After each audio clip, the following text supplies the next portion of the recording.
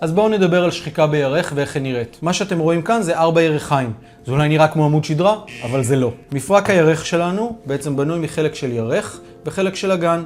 כאן רואים את הסחוס התקין גם בירך וגם באגן, והתנועה הזאת מתאפשרת הודות לעובדה שיש את הסחוס החלק בין החלקים של הירך. כשיש לנו שחיקה בדרגה נמוכה, כמו שאתם רואים כאן, הסחוס נפגע, ובעצם אין לנו את התנועה. גם הסחוס נפגע בצד של הירך וגם הסחוס נפגע בצד של האגן.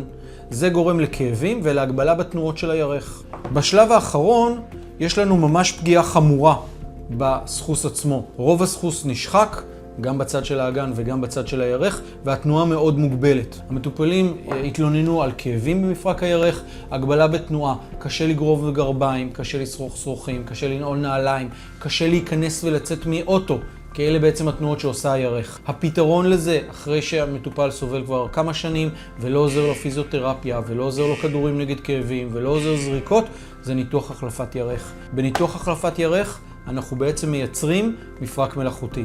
יש לנו כאן את הכדור, יש לנו כאן את הכוס של האגן, ובעצם מייצרים מפרק חלק ותקין. בהצלחה לכולם.